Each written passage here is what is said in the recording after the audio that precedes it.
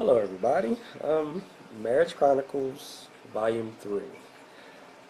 The last couple of times we did this Marriage Chronicles thing, I know that y'all didn't see both of us. She did one, I did one. So we're trying to get back on track. We're shooting the video with us together, so apologies for it taking so long. This video in particular is to mark our 6 months together being married. How you feel?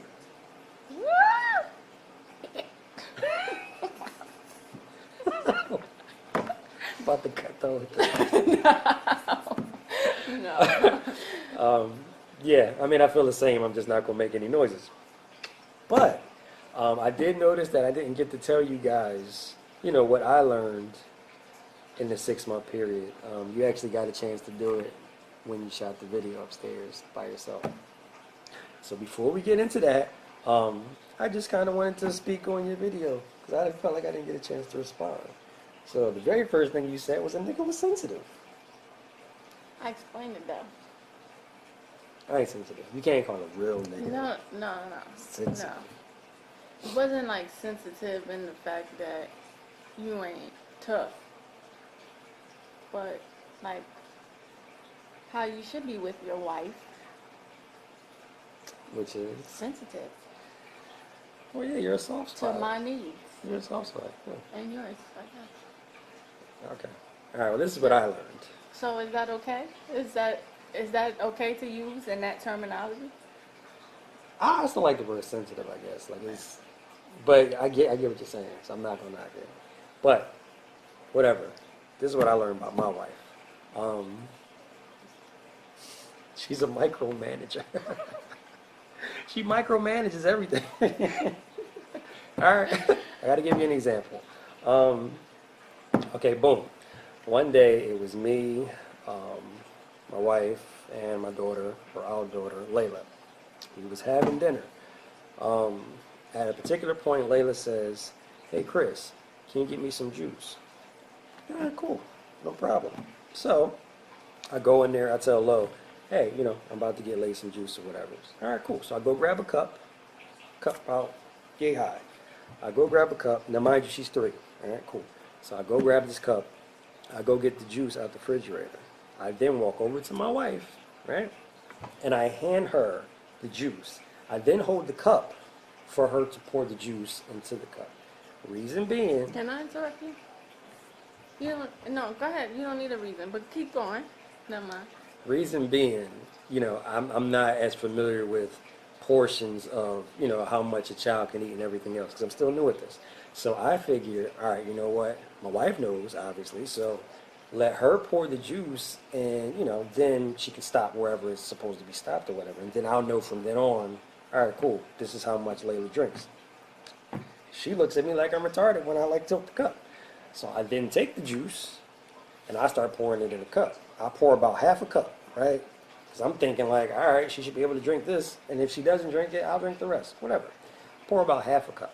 Walk over to Layla, give it to her. Laura comes right behind me, grabs the cup, takes it. What did you do? Pour it back in the bottle, or did you drink it? I don't know. Whatever. She drank like half of the half, and then gave it back to Layla, and I'm looking like what the hell? I just feel like she micromanages literally everything. Another example. One day, I'm in the kitchen. I'm doing my thing. I'm flipping stuff up. I don't know, fires all around. I'm killing it in the kitchen making spaghetti. Or was I making spaghetti? Probably making spaghetti. Whatever. So it gets to the point where I'm stirring it. It's basically done, but I'm stirring it or whatever the case is. But I'm stirring it with a metal fork or a metal spoon or something like that. Lo looks over the little counterpiece or whatever, doing this while I'm stirring. Now, mind you, I'm not hitting any sides of the pot at this particular time. I'm just stirring. My wrist game, all that stuff, great. So she's looking over the counter. She says, babe, as she's looking. I'm like, what? And I'm like, what? And she's like, use a plastic spoon or a plastic fork.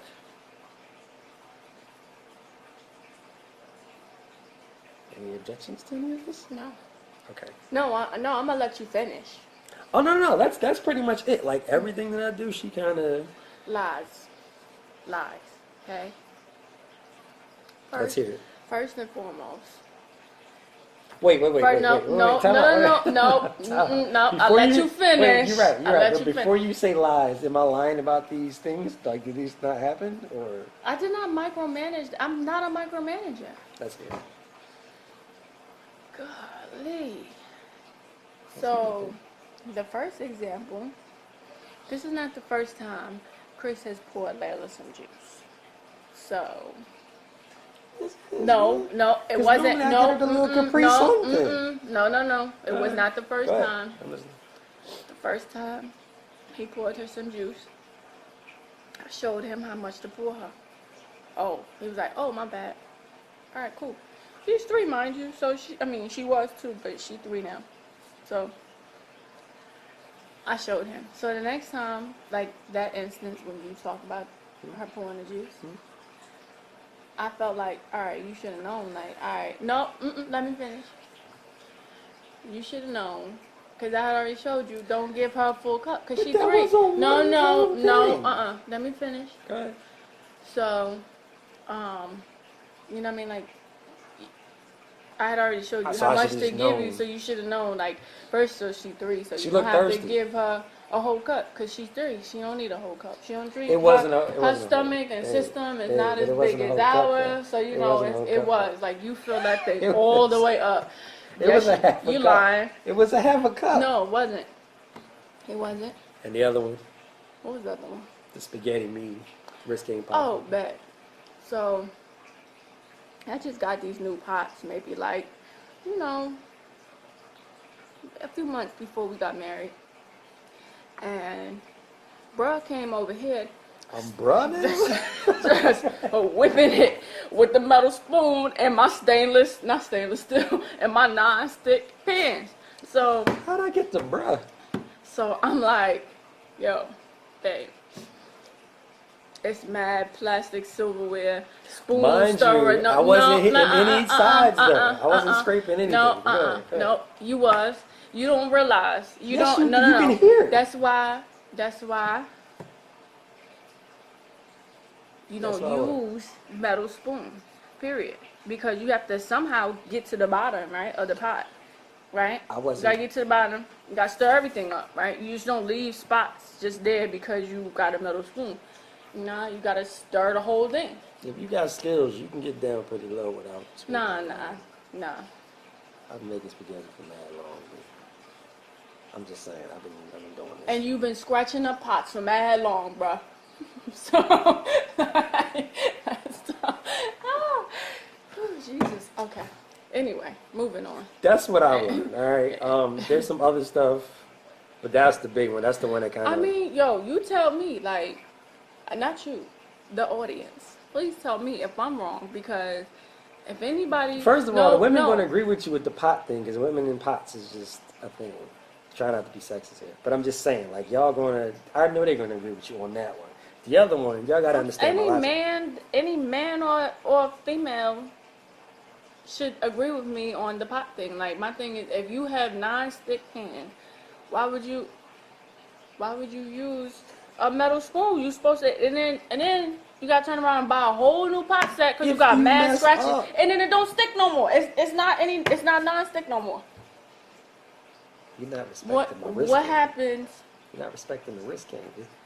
It's this much. What happens when the pot is now not non-stick and now all your stuff is sticking to the pot? I don't have those issues, man. It's this much.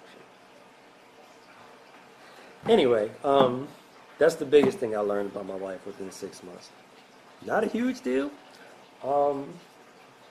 G, come here.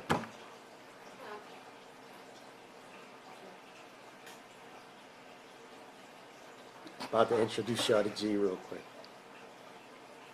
If he ever decides to come over here. Say hello to the world, G. Hello. That's why we keep on looking over, like, across the camera, because he's in there putting icing on cake. So I ain't want y'all to, like, not know why we keep on looking past the camera with him. Anything you want to say to people? Yes, I do. Have at it. If you ever want cake, just ask me because I'm the best cake maker, okay? Best cake maker, there you go. Okay. Yeah, so it's not a big deal. I never thought about it like, you know what, like, dang, I can't handle this. Like, she's I still feel that she's a micromanager, by the way. It's just not a huge deal. I think it's kind of just one of them things I pinpointed and noticed, like, dang, I'm going to do something. And then she's just going to come right behind and redo it and or... Okay, so let me just give y'all this little tidbit. So we still don't live in the same household. So Correct. The way I do things in my house and the way he does things when he's home is two different things. So for Correct. me, you know, I just like things done a certain way in this house. You know, when we in the same house, then it's going to all over. It's not going to be a tornado. We're going to have to come to agreement on certain things. Like, Agreed. I don't want to buy pots every 2 months. You know what I mean? Like, I'm just saying. I don't want to buy pots every 2 months. You know what I mean? Because I like my pots. If I spend a lot of money for them, you know, I would like them to stay nonstick. You know what I mean? Like, they nonstick right now. I've cooked in the pots before. I made mad sausages in there, all types of stuff. And they sausages. I say sausages sometimes. Sausages. But sausages. You never heard it? Whatever. I make mad stuff in the pots. Well, cake's almost ready. Thanks. And I ain't messed these pots up yet. And for whatever reason, what the hell is a sausages? Never mind. Go ahead. Another thing she does, she be coming at all my words. Now, mind you, if y'all didn't notice yet, she the one that don't pronounce any ERs after anything, after any word. If it's a hamper, it's a hamper. She says this stuff, but she be coming at the way I talk the entire time. Also, something I noticed, just doesn't bother me. A sausages? Yeah, it's like a playful word on sausage. I've never heard that before in my life. You're married to me now. I don't know what to tell you. Don't say sausages. You heard it here first. Cake's ready. Thanks. Get yourself a slice.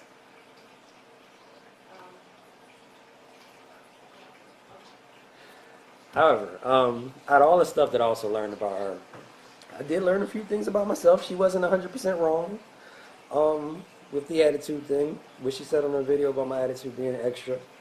Well aware.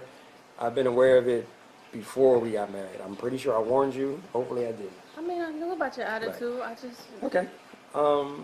You know, and being married, and not only being married, but being married to someone who's so far away right now, communication is like a huge, huge factor. It's almost like the only factor to keep us, you know, in line, pretty much. So, you know, the way my attitude is set up, you know, if I get mad at something, I get distant, and I don't want to be bothered. I don't want to talk, and all that good stuff. Now, when you're dealing with someone who's so far away, and now all of a sudden you don't want to talk, no communication is going on, that's horrible right from the gate. So, you know, we kind of put in some things in place or whatever to, I guess, change my behavior in a sense of my attitude. It's not 100%, but since we've implemented it, which probably was like in July, we had a real crazy situation in July. After July, we implemented a rule. Do you want to tell what it is, being as though you made it up? Sure. So it's called the 3-hour rule. So we had a situation